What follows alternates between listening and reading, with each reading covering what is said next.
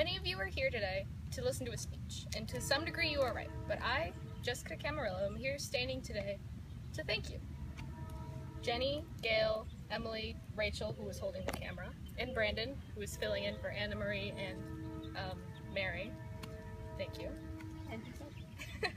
I thank you because I really enjoyed my high school life, regardless of any trials we overcame, especially since they didn't play a slow song at prom, even though I probably won't continue choir, and even though we don't know where we all want to live after college. I really hope to continue being friends with you guys, especially Rachel, since we'll be roommates for the next couple of years. In the light of Trinity Park, I'd like to thank you guys for 5 years of the same interests, gut-wrenching laughter, and a hopefully wonderful future. To start the presentation, I'd like to quote a Zodiac 6-word story from a post off of the blog This Is How You Zodiac from Tumblr, because we have a shared interest of Zodiac horoscopes. See that, nerd? That's a Virgo. Completely telling my life story in 6 words is very hard, but I believe this one did it. I originally wanted to find a horoscope, but I couldn't find one that suited me. Alright, to begin, our shared interest, combining us and uniting us. I know all but one of us really enjoys this fruity beverage. Jenny? Capri Sun. When I first moved to the north side, I didn't have much of a future. I was a lonely kid who really enjoyed the Twilight series. Now, after high school, I really understand how terrible of a series that is. Who would choose a sparkly vampire over a shirtless childhood friend? Whatever. In 8th grade, I had 3 out of 4 classes with Rachel. We spent nearly every day together. For the first week, we didn't even know each other. When I finally got the courage to ask her, or talk to her in general, I finally realized she was a weirdo. But that's okay, because I was even weirder. Rachel introduced me to Sarah, Emily, Jenny, and Marie. I met Gail and Mary before because we had classes together. And eventually, Rachel, Sarah, and I were practically inseparable, or maybe even joined at the hip. We 3 looked nothing alike, but we were practically related by how easily we got along with each other. We appreciated people that had the same interests. It's how our friend group keeps growing, and like how we added Alejandra earlier last year. In addition, there are some slumber parties where we don't get along very well. Sometimes by the time we find a movie on Netflix, some of us are sleeping. By the way, I could have gone through my life without watching Horns. Still don't like Mean Girls, and I'm really happy we watched Kill Bill, because I probably would not have gotten through that if you guys were not.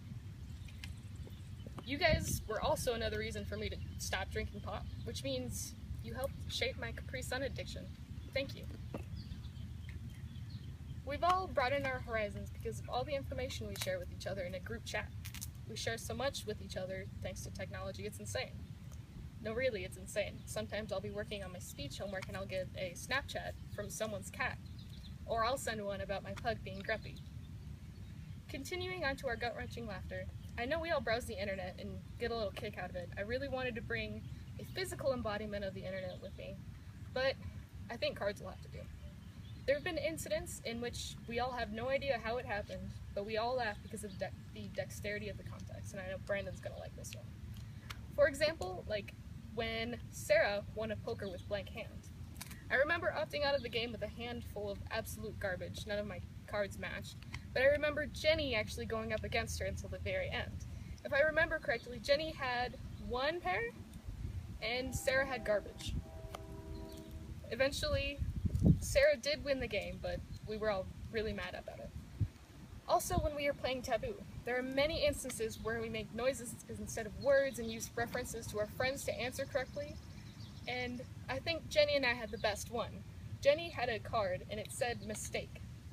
She said, and I quote, "Oops, I made A," and me being very confused, I said, "baby." We all start laughing, and she continues on and says, "Which is A?" To which I promptly said, "mistake." We obviously do have our priorities in order.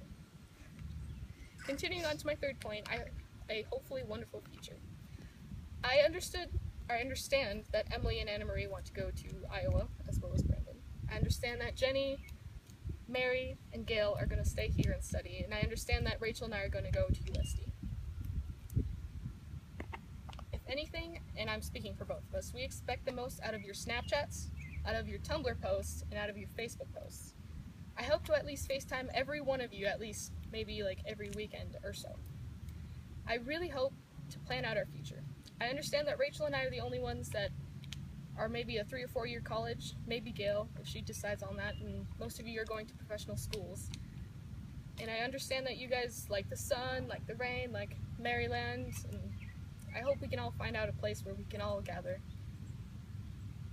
In the words of Martin Luther King Jr., I conclude my speech. In the end, we will remember not the words of our enemies, but the silence of our friends. My favorite quote by MLK, which I've memorized and made an art piece over. We all know that our friends don't like to be silent about things. If we worry, we worry. Although our weariness probably sprouted from our anxieties and depression from high school, it's really benefited our friendship. In remembrance of the 6-word story, see that nerd, that's a Virgo, I leave you with the remembrance of the 5 years we spent together and the future we shall spend.